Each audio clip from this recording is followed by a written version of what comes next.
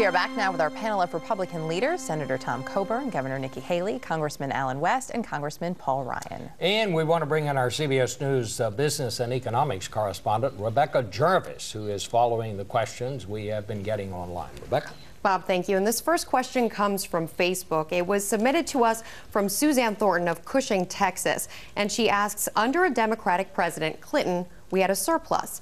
Under a Republican President Bush, it disappeared and turned into a deficit.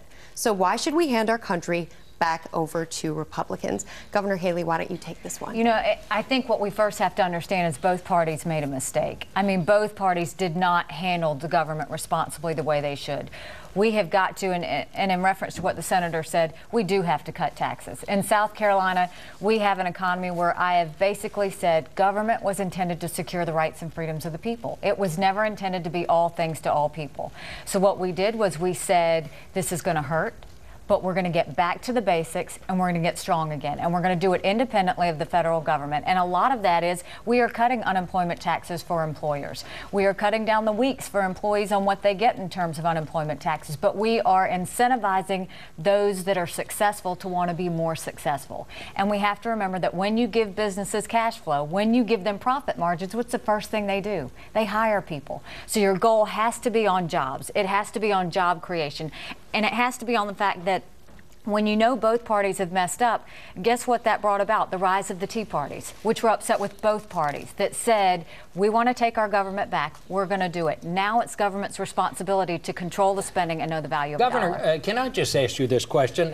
Corporations are turning in record profits right now, but they don't seem to be hiring. So doesn't that beg a question here? Why aren't they hiring with all these big profits? Well, you know, I'll tell you, I'm proud to say that while the economy is taking a downward turn nationally, in South Carolina it's going up. And the reason it's going up is because unemployment's down for the fourth time in a row. They have a governor that's fighting for jobs every day. We just passed tort reform. We just passed Medicaid reform. We just passed that every legislator had to start voting on the record. I mean, we're doing things that are giving companies confidence. Confidence, one, to come to South Carolina. We are fighting the unions every step of the way. We are a strong right to work state. We're going to stay that way. That's what gives a company confidence to come and say, this is a state where we can make money. This is a state where we can invest and know that we're right to hire, and then they stay in, you know, and then they come to stay. And my job as governor is to continue to keep communication with those companies and say, how do we help you expand? Representative Ryan, a lot of Governor Haley's response talks about jobs, and jobs are top of mind for Americans. The most recent CBS News poll showed that 48% of Americans think the most important thing is jobs in the economy, but just 10% think it's the deficit. That's what we mostly hear from Republicans. We hear more about the deficit than we hear about jobs. Well, I wouldn't suggest that. They're interrelated. These are the same issues. They're not exclusive of one another. Jobs comes from economic growth. Economic growth gives us more revenues, which helps us get down the deficit. The huge deficit we have is nothing more than tomorrow's interest rate increases or tax rate increases. So when government runs huge deficits like it is today, what that tells businesses who are sitting on capital and not hiring, look out, my taxes are going to go up tomorrow, or we're going to have an inflation interest rate problem tomorrow. And so it is these massive deficits that are showing businesses that there's an uncertain future with which they don't want to invest in. And that is why a lot of businesses are sitting on capital. I did a roundtable in Kenosha with business leaders last Thursday. Did one 2 hours ago with business leaders. All of them are telling me the same thing. We don't know what's coming from government next.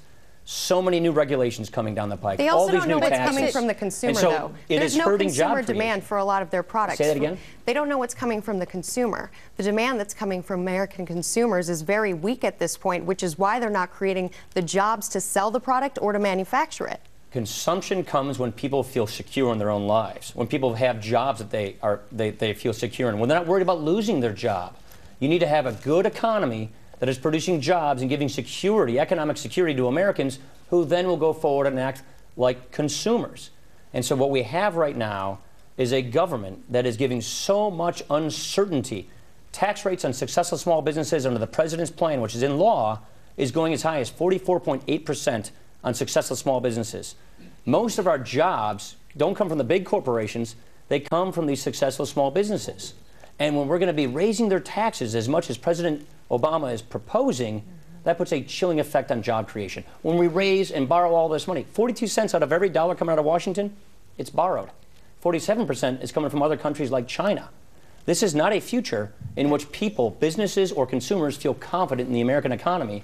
We've got to deal with these issues so we can feel confident and get this job creation back on. There's obviously a vicious cycle here, and it doesn't help that the U.S. economy is absolutely a consumer-driven economy. You talk about the importance of confidence. You talk a lot about small businesses. But going back to large businesses who are sitting on this cash, isn't one of the major issues also that they have learned how to do more with less, and it is not in their interest to hire people? Is there any way you can change that? Well, first of all, predictability. I think large businesses, first of all, we're in the international economy whether we like it or not.